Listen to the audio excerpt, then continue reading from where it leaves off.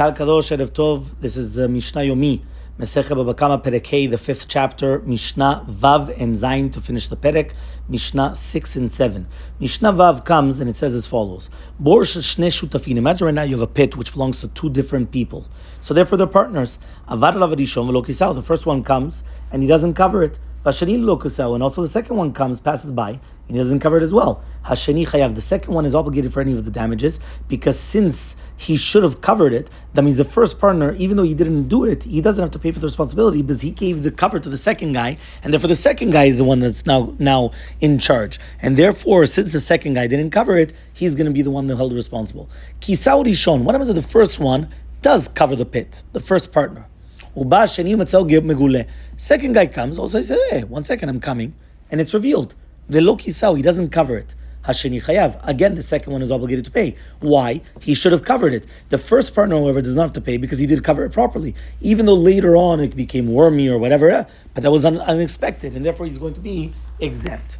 Kisau karaui. What happens if he does cover it properly? And now an ox or a chamor falls inside of it, an ox or a donkey falls in it and they die, he's going to be patur. Why? Because since he did cover it properly, listen, it's unforeseeable and therefore he's exempt. But if he doesn't cover it properly, he's going to be chayav. What happens now if the animal fell because of digging? So therefore, he comes and he says he's going to be chayav as well. Why? Because even though it was the noise that caused it to fall, he's still liable because at the end of the day, it was the pit that caused the damage. But if he fell backwards onto the ground outside of the pit because of the noise, then he's going to be patur. Because in such a case, it's not normal, right? And therefore, it's like indirect. Imagine right now, a shor and the kelim fall inside the pit and they break. Or the donkey and its gear falls inside of it. And then what happens is that it was torn. Chayav ala be'ema, he's going to be obligated only on the animal, but he's going to be patur on the utensils. The reason why was the Torah says that it's only he has to pay on the animal, but since he says only on the animal, so it's mashma that on the utensils he's going to be exempt from paying. Nafal letucho shor cheres shota ve'katan, right? Chayav. What happens right now if an ox that is deaf or foolish or young, meaning it's a small, right, falls into the pit, he's going to be chayav. Why? Such animals, they don't know how to avoid the pits. And therefore, he doesn't need to pay for the damage done to a normal animal, right? But these animals, he does have to pay. Why? Because he should have paid attention to it, okay? So he's going to be chayav in such a case.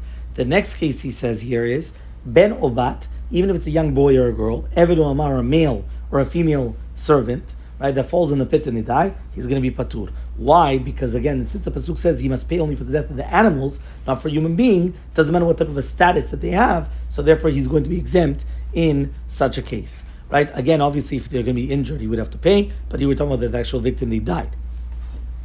Mishna Zayin. Mishna 7 comes and he says as follows: Echad shor v'echad kol be'ema. Doesn't matter whether this halacha applies, whether it's going to be ox or any other type of domesticated animal. Lenefilat abor. Number 1, paying damages if it falls into a pit. Number 2, hafrashat ar Sinai. When we're talking about segregating the animals from Har Sinai, it doesn't matter what type all the animals are all going to be the exact same. Meaning when it says be'ema, it means all types, cows, sheep, goats, everything, right? There's no difference, right? Tashlum kefel, paying double as well. You steal an animal, right? And you get caught and you didn't admit to it beforehand, you have to pay double. That's for any type of an animal. Hashavat aveda, for coming and returning a lost animal. The same halacha applies to all types of animals. Liprika, this is number 5, unloading an animal. Chasima, right, which is talking about muzzling an animal when it's going to be threshing. Number 7, kilaim, which is putting the two different animal species together. Ul Shabbat, into working an animals on Shabbat. In all of these 8 cases, the same rules apply whether it's going to be an ox or any other type of domesticated animal. And the same halacha would apply to a wild animal or any types of birds as well. So says the Gemara, 1 second, if all the animals are bidiyuk to dovar salam shos, it's the same thing. So for so why do we always keep on saying shor and chamor? So answers the Mishnah, the pasuk will always give us a general rule. The general rule is people usually used the ox and the donkey for all their necessities, much more than other things. So because of that, the Torah spoke in a general term. And with this we finish the 5th chapter.